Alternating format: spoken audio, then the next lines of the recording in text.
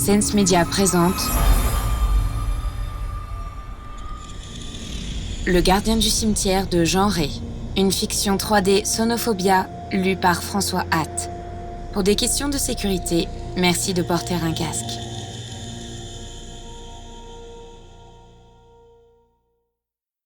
La raison pour laquelle je devins le gardien du cimetière de Saint-Guiton, monsieur le juge d'instruction. Mon Dieu, la voici, la faim et le froid. Imaginez-vous quelqu'un, vêtu d'un complet d'été, ayant fait 60 kilomètres séparant deux villes, celle où on lui a refusé tout travail et tout secours, et celle qui fut son dernier espoir.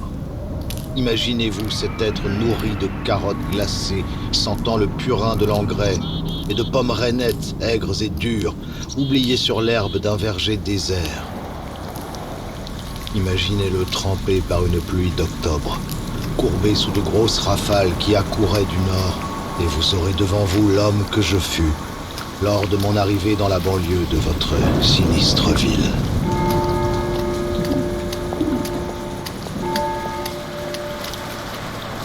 J'entrai dans la première maison, qui est une auberge à l'enseigne des Deux Pluviers, où le patron charitable me réconforta de café chaud, de pain et d'un harançon, et où, au récit de ma détresse, ce brave homme m'apprit qu'un des gardiens du cimetière de Saint-Guiton venait de partir et que l'on cherchait un remplaçant.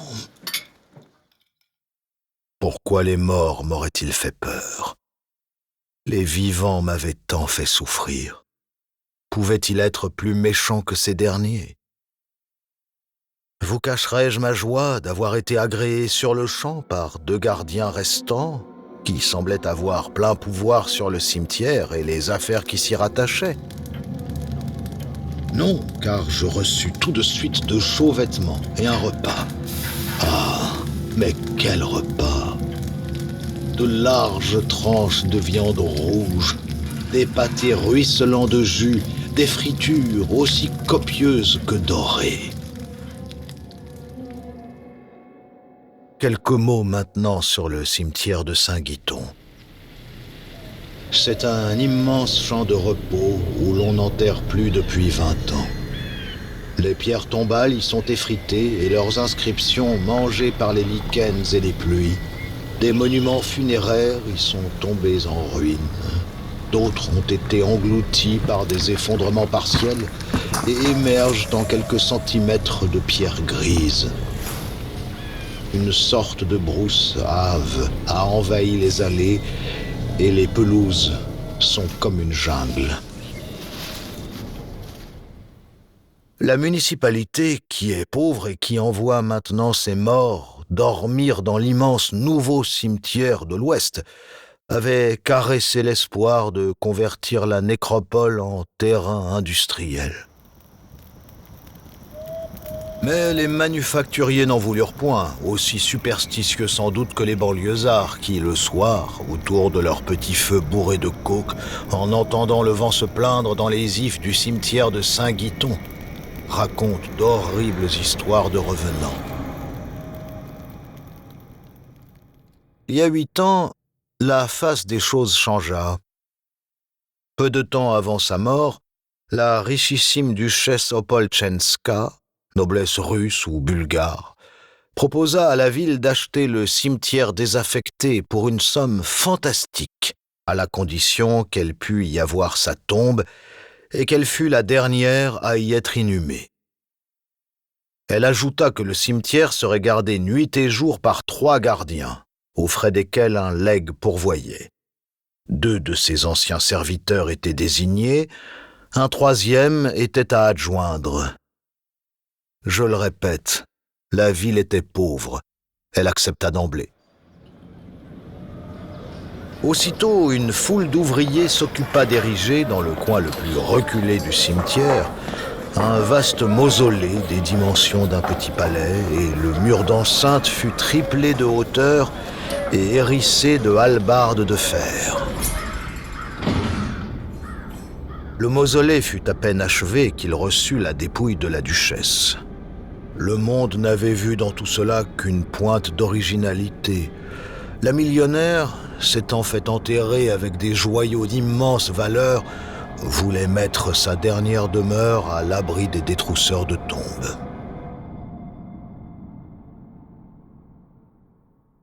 Et voici mon histoire.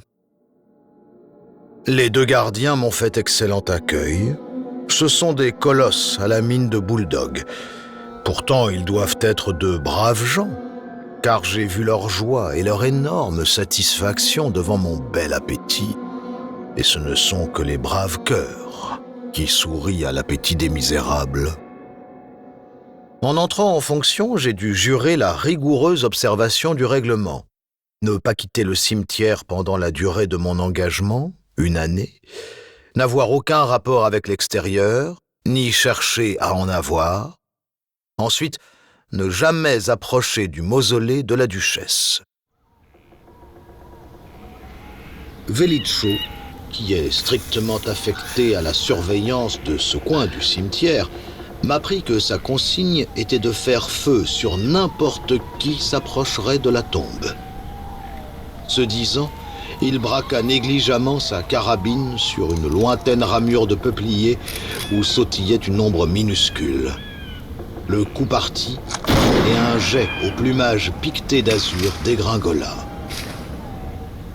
Velicho était un tireur remarquable. Il le prouvait du reste tous les jours, car le cimetière fourmillait de lapins sauvages, de gros ramiers au duvet opalin, et même de faisans, qui fuyaient parfois rapides dans l'ombre des fourrés. Ossip, le second gardien, le seul qui sortait du cimetière pour aller aux provisions, nous confectionnait d'exquis petits plats de gibier. Or, je me rappelle une étonnante galantine de volaille, figée dans un jus doré et qui fondait dans la bouche, onctueuse comme une crème de viande tendre, de truffes, de pistaches, de piments et de graisse fine. Mes journées se passent à manger et à me promener dans le mélancolique parc qu'est devenu le cimetière.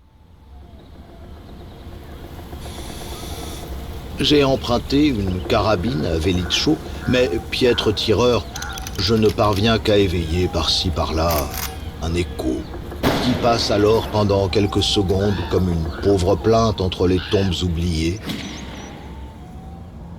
Le soir, dans notre petite salle de garde, nous nous réunissons autour du poêle calorifère, dont l'œil de Mika rougeoie malicieusement. Au dehors, il n'y a que le vent et les ténèbres. Ossip et Velicho parlent peu. Leurs visages tournés de 3/4 vers la haute fenêtre badigeonnée de nuit, ils semblent toujours aux écoutes, et ces grosses figures de chiens de garde semblent refléter l'angoisse. Et pourquoi ? Je souris à la superstition de leurs âmes frustes, et en ces moments, je me sens supérieur à eux. Oui, pourquoi l'effroi ? Au dehors, il n'y a que l'obscurité des nuits d'hiver, que la plainte aigre du vent. Parfois, haut dans le ciel, des rapaces nocturnes crient à la mort, et lorsque la lune se tient, petite et brillante, dans le coin de la plus haute vitre, j'entends les pierres se fendre sous l'effet du gel. Vers minuit, Ossip nous prépare une boisson chaude qu'il appelle chour ou skour. C'est un breuvage presque noir, fleurant bon les plantes étranges. J'en bois avec un plaisir extrême. À peine la dernière gorgée est-elle avalée qu'une exquise chaleur me pénètre. J'éprouve un sentiment de bien-être inouï. Je voudrais rire et parler, ne fût-ce que pour demander une seconde tasse. Mais voilà que je ne le puis pas. Une roue multicolore se met à tourner devant mes yeux et je n'ai que le temps de me jeter sur mon lit de camp pour m'endormir aussitôt.